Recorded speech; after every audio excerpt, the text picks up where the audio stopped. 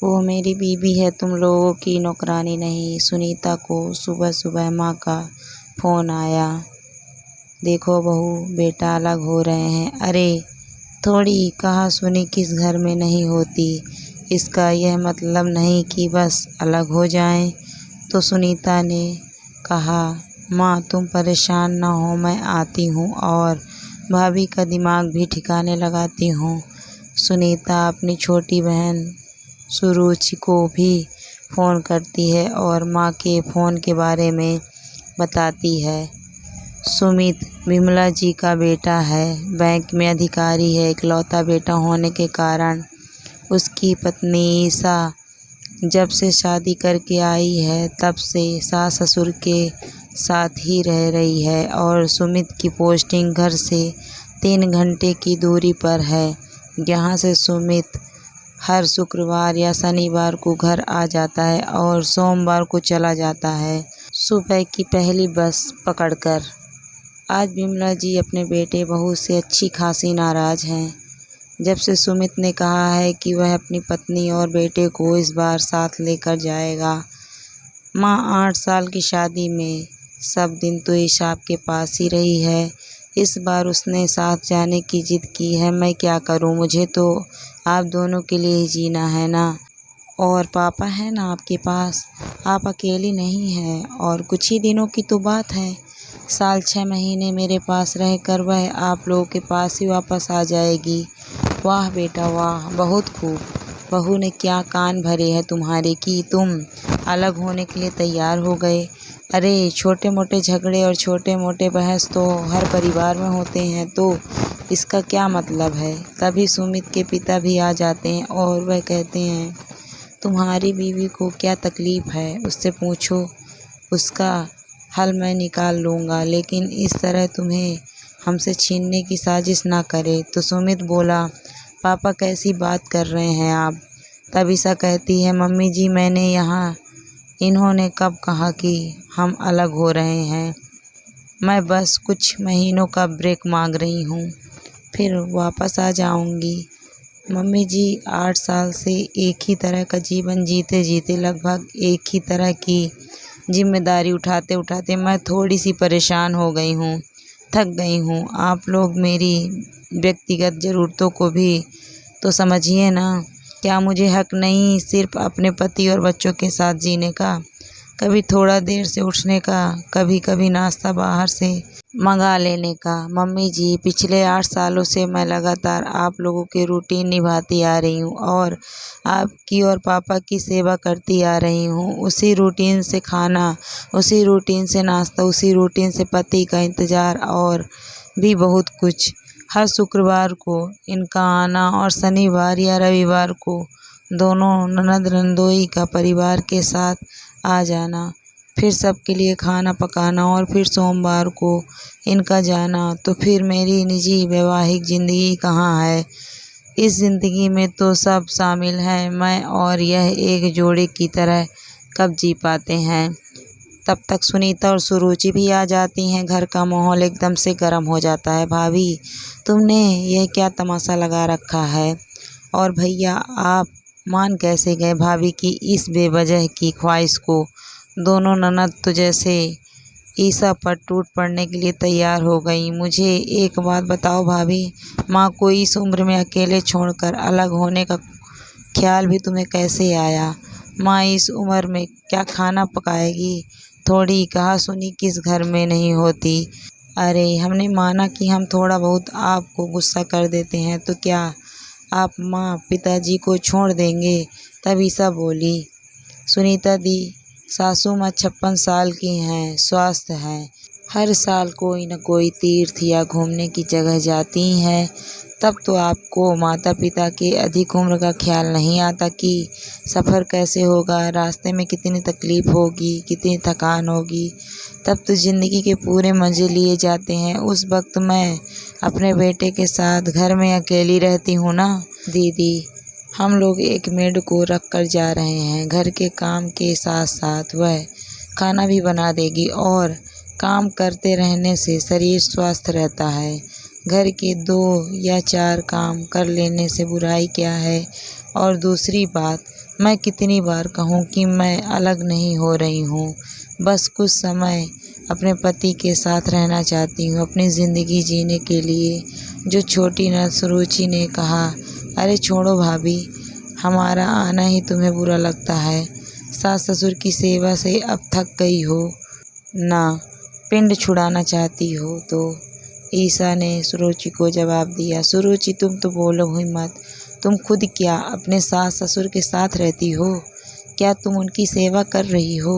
अपनी ज़िंदगी की ख्वाहिशें और ज़रूरतों के लिए खुद तो तुम उनसे अलग रह रही हो और मुझ पर आरोप लगा रही हो कि मैं सास ससुर की सेवा से थक गई हूँ।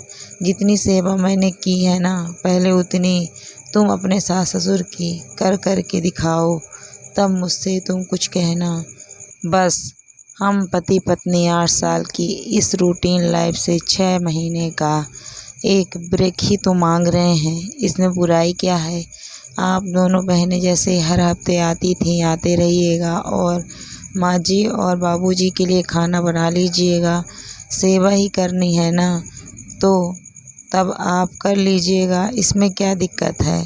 तब एकदम से सास बोली, बहू तुम रिश्ते में बेईमानी कर रही हो।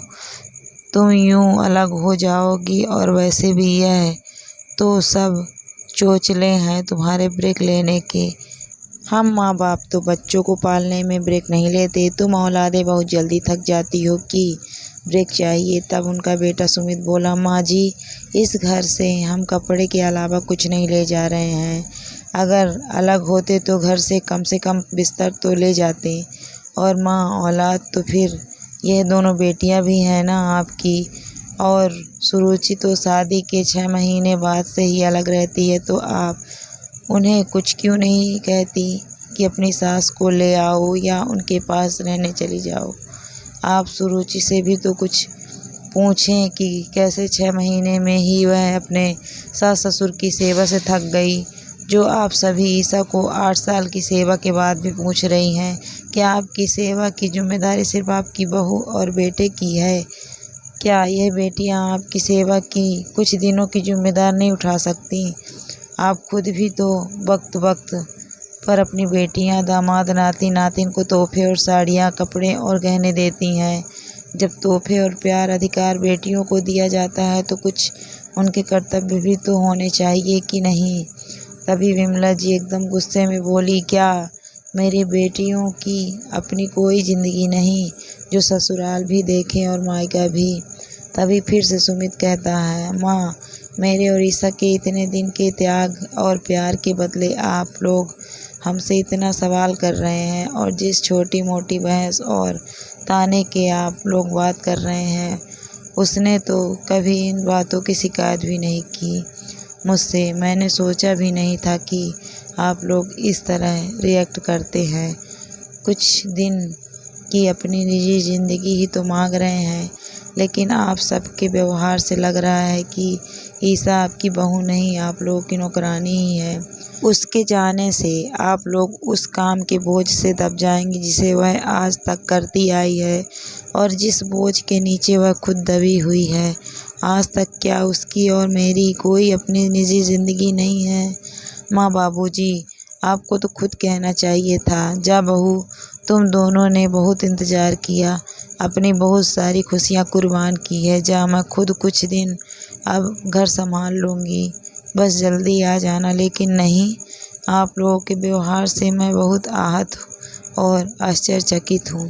शायद आप लोग भूल गए कि ये मेरी जीवन संगिनी भी है, घर वालों की नौकरानी नहीं है कि अपनी सारी खुशियाँ कुर्बान करके बस घर वालों की सेवा ही करती रहे। उसे भी तो अपनी खुशियों को जीने का अधिकार है कि नहीं? और हाँ माँ, मैं उसे लेकर जाऊँगा अपने साथ और कोशिश करूँगा कि जल्दी ही आप लोगों को भी वहीं बुला लूँ, ताकि आप लोगों को भी शिकायत ना रहे और ईशा और मेरे बेटे को भी मेरे इंतज़ार में तपस्या ना करनी पड़े। अब मैं भी अपने परिवार के साथ जीना चाहता हूँ। तब माँ बोली, ठीक है, जब तूने मन बना ही लिया है तो यह पूछने का झूठ मूठ का दिखावा क्यों? तब सुमित बोला, माँ जब आप लोगों से उम्र में इतना छोटे होने के बावजूद हम लोग आप लोगों के साथ एडजस्ट करते हैं, तो आप लोग तो फिर भी हमसे उम्र में इतने बड़े हैं और इतने समझदार, तो आप लोग हम लोगों की भावनाओं को समझकर हमारे साथ एडजस्ट क्यों नहीं करते। जब आपके दामाद आपकी बेटियों के साथ देते हैं तो वह एक बहुत अच्छे हैं, लेकिन जब बेटा बहू का साथ दे रहा है तो सारी पट्टी आपकी बहू ने पढ़ाई है। माँ, यह सोच आपको बदलनी पड़ेगी। और हाँ माँ और बाबूजी, अगर आपको गलत समझना है तो आप गलत समझ सकते हैं, लेकिन हम दोनों जानते हैं कि हम गलत नहीं हैं। हम आप लोगों से अलग नहीं हो रहे हैं, बस कुछ महीनों का ब्रेक मांग रहे हैं और मैं लेकर जा रहा हूँ अपनी बीवी को 6 महीने बाद। या तो मैं ईसा को आप लोगों के पास फिर से छोड़ जाऊँगा, या मैं बहुत जल्दी आप दोनों को भी अपने पास वहीं बुला लूँगा। तो दोस्तों, बहू की सेवा और त्याग तो ससुराल वालों को चाहिए होता है, पर कोई उसको अधिकार, प्यार और सम्मान नहीं देना चाहते। तब एक पति को पत्नी के लिए ज़रूर खड़ा होना चाहिए, जो ऐसा बहुत कम पति करते हैं। दोस्तों, कहानी आपको कैसी लगी कमेंट करके ज़रूर बताइएगा।